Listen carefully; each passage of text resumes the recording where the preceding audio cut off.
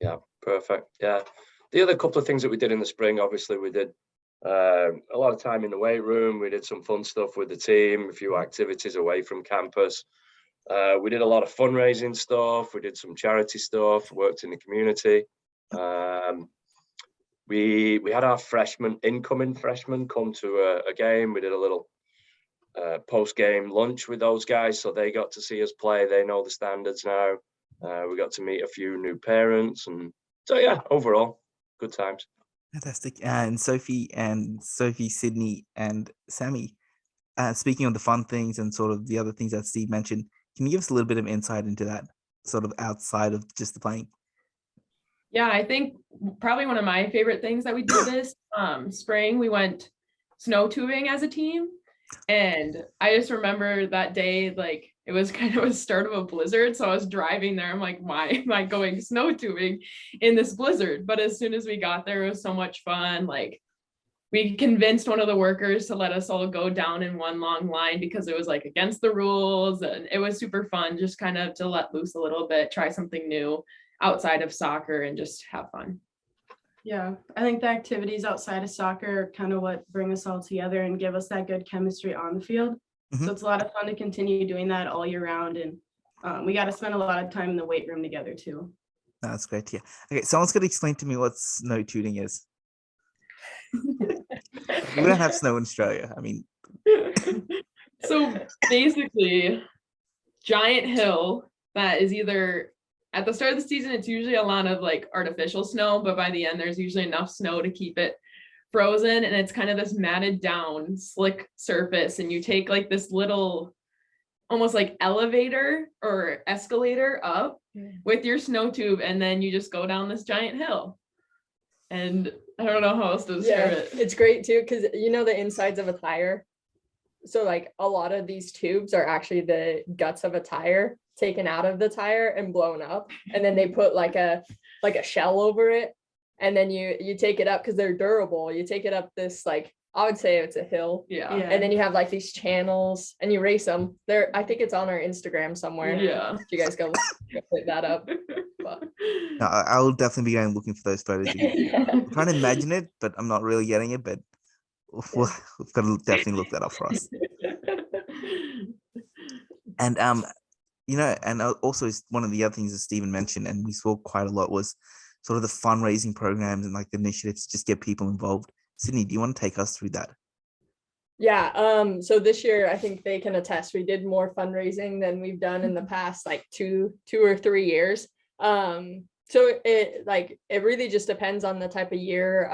We did state basketball games here at our college. So we ran the parking lots, and we also ran the concession stands. So we do a lot of concession stands.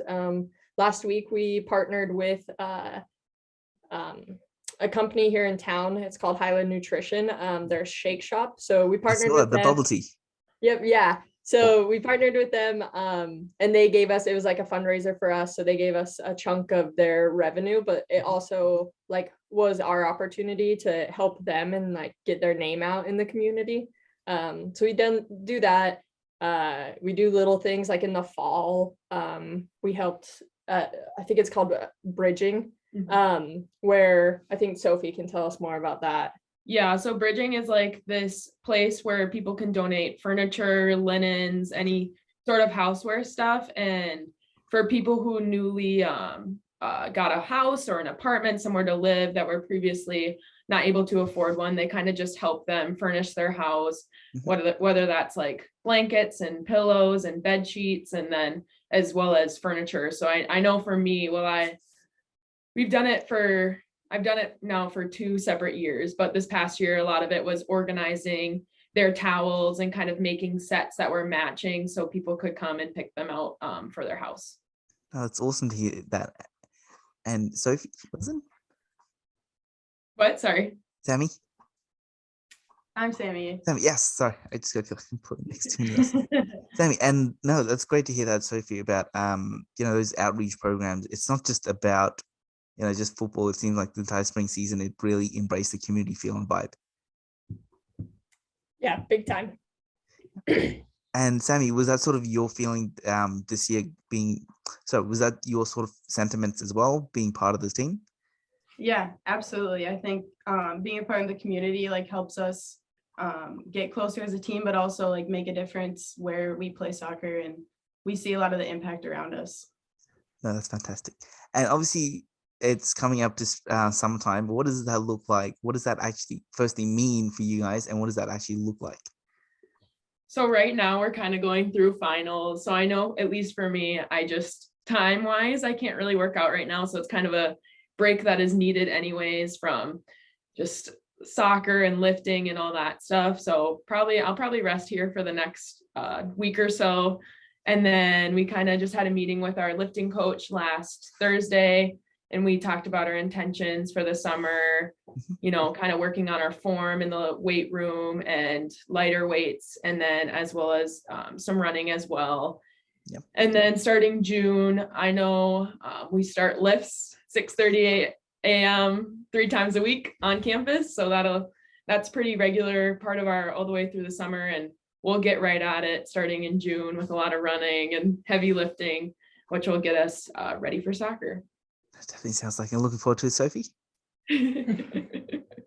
Yeah, it's definitely something to get used to in the beginning, but I know by the end of the summer, it's like last fall, I wasn't sore all through preseason because of how often I went to lifting. So I know I have that to look forward to. I didn't get injured last fall, so definitely prepared me. That's fantastic. And Sammy, what about yourself going to the summer?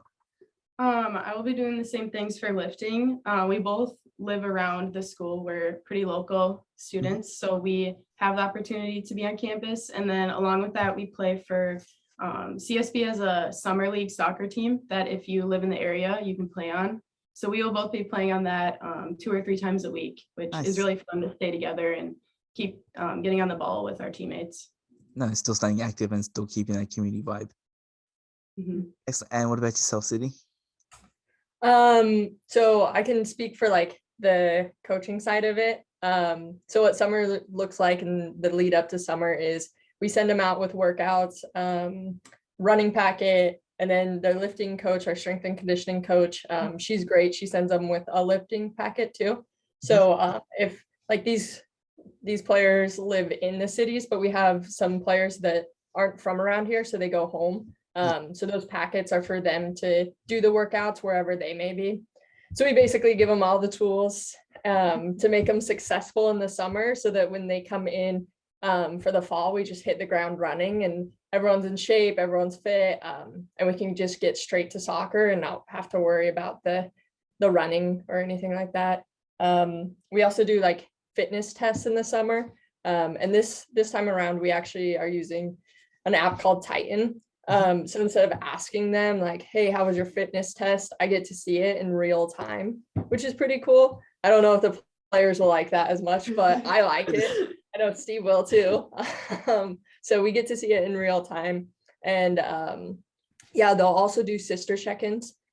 So they have sisters, they'll just call them like in the summer and be like, hey, what's up? Like, how's your summer going? Are you doing anything?